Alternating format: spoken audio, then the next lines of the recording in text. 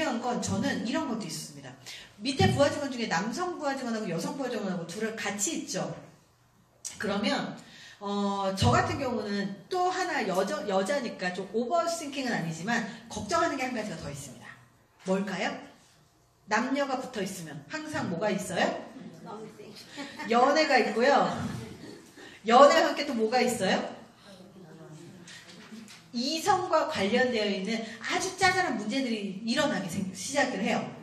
그 이성과 관련된 짜잘한 문제, 차라리 연애가 둘이 사내 연애하면 차라리 편해요. 헤어지면 어떡해? 둘 중에 하나는 그만둬. 사내 연애하다가 헤어지면 둘 중에 하나는 그만둬요. 그리고요, 또 그 중에 불륜도 일어날 수 있어요. 그리고요, 어떤 경우에는요, 남자가 여자 화장실에 몰카도 설치해요, 요즘에는. 그리고 성희롱 있어요, 없어요? 있어요.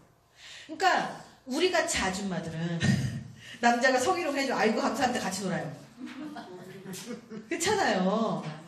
저도 사실 지금 요거는 페이스북 방송이지만 제가 이제 그냥 음악방송처럼 하는 방송들이 좀 있어요. 근데 그런 이 제외한 그런 방송에서는 뭐 수위 높은 19금도 강의하고 합니다. 여자들만 100% 있으면 제가 하겠는데 그런 이제 수위 높은 19금도 얘기를 해요. 근데 중요한 건 나는 어느 정도 나이가 많고 아줌마고 그리고 남자들이 여자를 안 보고 막 이러니까 이제 그렇게 할 수 있어요. 그리고 애들이잖아, 이쁘다고 막 이렇게 할 수 있는데 중요한 건 20대 젊은 남자, 20대 젊은 여자, 30대 초반의 젊은 남자, 30대 초반의 젊은 여자들은 상관이 이성일 때 불편함을 느끼면 그걸 뭐라고 생각을 하죠? 성희롱이라고 생각을 하고 성추행이라고 생각을 합니다. 그러다 보니까 이런 문제들도 우리가 안 볼 수가 없는 거예요. 그래서 얼마 전에 제가 이제 만난 한 그 교장 선생님이 하신 말씀이 한 40대 중반 학교 선생님이 남녀공학이었는데 여자 화장실에 몰래 들어가 있다가 걸렸던 사건이 있었대요. 선생님인데.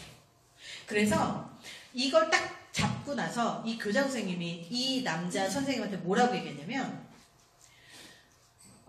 이건 정신병이다. 병원 가서 정신과 치료를 받아갖고 오지 않으면 이 사실을 아내한테 알리겠다. 이렇게 얘기한 거예요. 그래서 이 남자분은 정신과 치료를 안 받고 퇴직 처리를 했다고 합니다. 사실 정신병 맞거든요. 근데 이런 사건들이 발생을 하면 우리는 매번 어떤 식으로든지 처리를 또 해야 돼요. 남녀가 같이 있다 보니까. 저 같은 경우는 우리 신입사원들 들어오잖아요. 그러면 그 친구한테 앉혀놓고 이제 그렇게 얘기를 해요. 혹시라도 그럴 일은 없겠지만 원래 리더 입장에서는요, 안 보이는 법이에요. 원래 내 앞에 다 조심합니다. 원래. 그래서 그 친구한테 얘기해요. 혹시 그럴 리는 없겠지만 혹시라도 남성들 때문에 불편한 게 있거나 그런 문제가 발생해서 회사를 다니까 곤란해지거나 힘들어진다고 생각하면 나한테 얘기를 해. 그럼 내가 반드시 조치 취해줄게 하면서 나는 네 편이야 라고 하는 메시지를 꼭 보냅니다. 근데 이 메시지 안 보내면 꼭 문제 생겨요. 참 미안해요. 그렇게 얘기를 해요. 근데 만약에 남자 직원이에요. 남자 직원한테 그런 얘기하면 돼요, 안 돼요? 어렵죠. 그럴 땐 남자 직원의 그 2인자가 나서줘야 되는 거예요. 조직의 문화를 위해서. 그래서 우리 직원들한테 그렇게 얘기를 했더니 되게 재밌는 현상이 있어요. 너가 불편하면 내가 뭐든지 해결해 줄게라고 한 메시지 딱 주고 나니까 이 여자 직원들이 힘이 나기 시작하는 것 같아요. 그 전에 우리 모든 조직들을 보면요, 남녀 문제가 있다 보니까 남자가 여자한테 되게 구애도 많이 하고, 그리고 막 되게 마음에 들고 그러면 막 단둘이 몰래 막 만나자고도 하고, 이렇게 카톡도 보내고 막 이러면서 시작되잖아요. 근데 여자들하고 남자들하고 그 메시지가 좀 미스커뮤니케이션이 나요. 여자들은 막 그냥 습관적으로 하트 뿅뿅 이렇게 보내주고 막 안녕하세요 이모티콘 날리는데 남자는 그거 보고 가슴 떨린다는 거 아닙니까? 그래서 그런 거 금지하고 막 해야 되는데, 이 친구 우리 26살짜리 예전에 십몇 년 전에 어린 친구가 들어와서 이 친구랑 우리 회사의 파트너 강사 남자분이 한 분 계셨어요. 근데 이 파트너 강사 남자분이 저랑은 비슷하니까 저한테 맨날 농담으로 그래요. 아이고 우리 데이트하러 갑시다. 그러면 이제 밥 먹자는 얘기예요. 그냥 밥 먹자는 얘기를 좀 농담식으로 이야기하면 친하니까 이제 그렇게 얘기를 한 거예요. 난 아줌마니까 그렇게 얘기하면 감사합니다 그러고 가요.